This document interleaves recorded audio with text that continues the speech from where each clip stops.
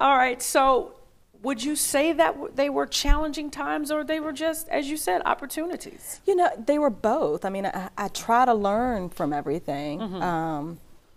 I've always been one to learn. I mean, even early on, you know, one of my first jobs was in banking, and I worked for there a long time. Anytime there was a class to come up, I was taking it. You know, even if it was just industry specialties knowledge, I was taking that class to learn. So even when things weren't quite going right, I'm a better wife now because I learned from the wife I was the first time. You know, so I just, you know, I try to take the opportunity to learn, even though it's not always easy. And, you know, my nieces and nephews, they had special needs. And, you know, George and I made a commitment to help them. And do everything we could for them. I remember sharing with some of my friends that I've always considered myself to be an understudy of yours, a protege. Because, girl, I'm telling you, your depth of knowledge about things at your age just blows my mind. I mean, just the way you run some things at the chamber and how we were working on quadruplicity and the budget together. Like, this girl knows her stuff. And I know oftentimes we would say, what are we going to do without Danielle? And that time has come. Because Danielle's moving on. So having said all that, what has been the highlight of your career and all that you've done here in Charlottesville? What would you say has been the highlight? Wow. I mean, at the chamber has been amazing.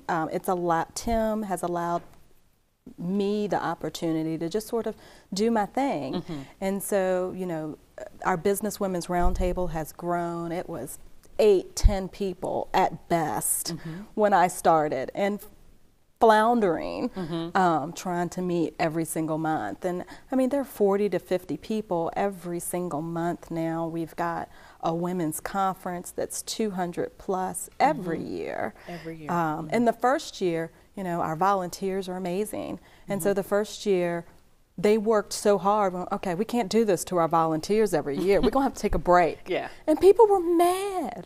It's like, what do you mean you're not having it? And we had skipped that. We never made that mistake. We learned. We did not skip another year because people wanted it. And so that has just been, you know, we sat at a coffee table and thought, okay, can we do this? Can we put I mean, there were all risks.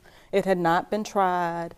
And, you know, really just putting a plan together that failure was not an option.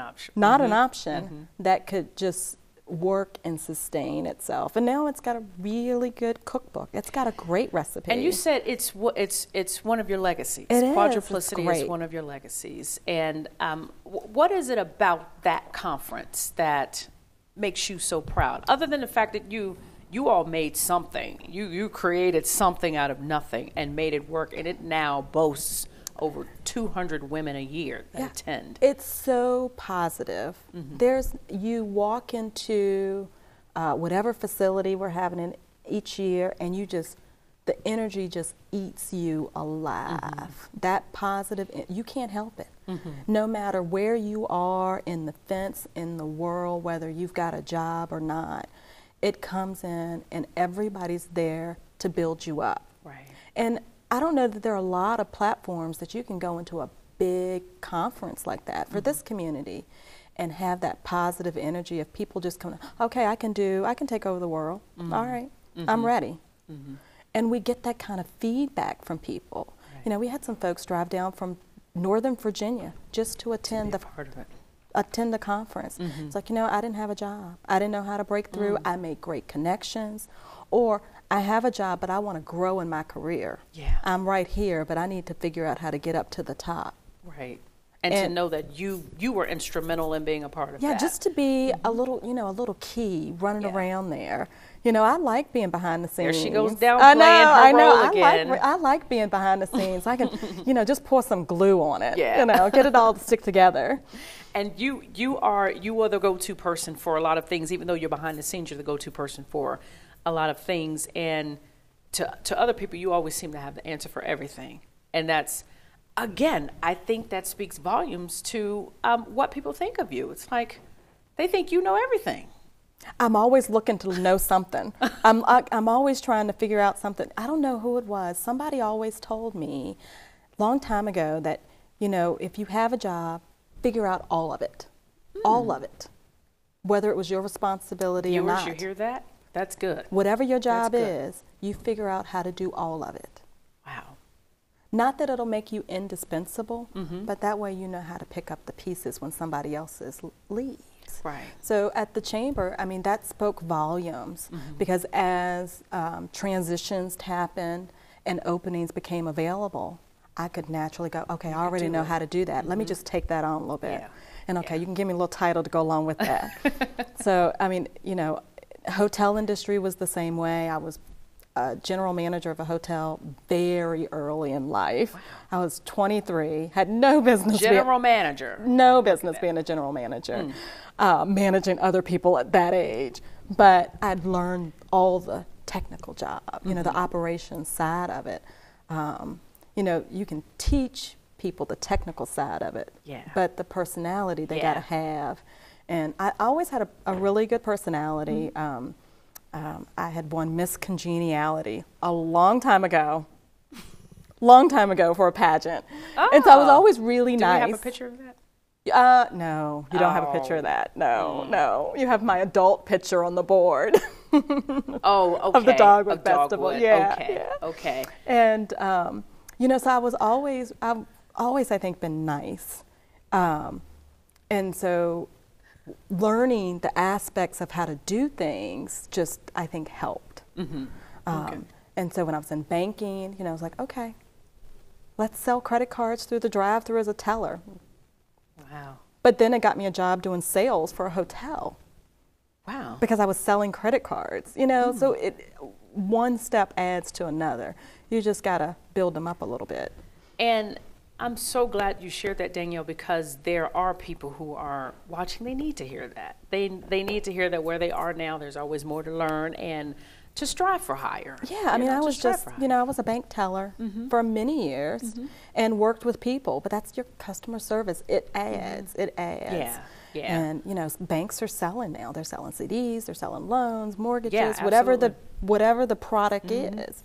And so sales, that's a person-to-person type of business, especially in this community. It's all about relationships. So getting to know people, that's always important on building your career.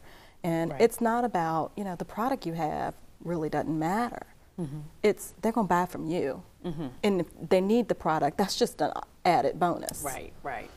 So now you're going to Petersburg to put all that you've learned go sell myself into this position of president and CEO. Are there, I don't want to use the word fearful, are there some things that you may be a little nervous about with this position? I'm unknown. Yeah. I'm very unknown. Whereas you're widely known here. Right. Yeah. So this is home. This is my stomping ground and, you know, my husband's stomping ground. So there's always a connection here. But in Petersburg, I don't really have that. Yeah. An advisor to their board knew me and reached out to me. Who lived here? He actually lives in Petersburg. His son lives here. Okay. And so other than that, you know, I'll be relatively unknown in the community. Petersburg, you know, you drive through it and they're on the cusp of something great. You know, they've got this downtown redevelopment, brand new transit center, a new public library. Like, okay, they're doing some stuff. They're investing in the community. The current economy has been really, really tough on Petersburg. Very high manufacturing community, so they've got a really high unemployment. Their education system struggles, but they got a brand new school superintendent, a brand new city manager, and now they've got a brand new chamber president. Chamber president, chief executive officer. So, you know, we're going to be in tow going on to great things. So I'm excited. I mean, I told somebody, I said, you know, it's not pretty, but that only made it a little bit more attractive because I could leave. All right. I'm hoping to have a little bit of a footprint, you know, to go down there and put my stamp on it and see what I can do. So obviously you believe you can do this. Yeah, I mean, it's you know, the chamber work, it's service. You know, you're working with your members to help them to do more business, to meet more people. And so that's that's my sweet spot, is providing service. And, you know, helping them build their business base in Petersburg and provide more value and service.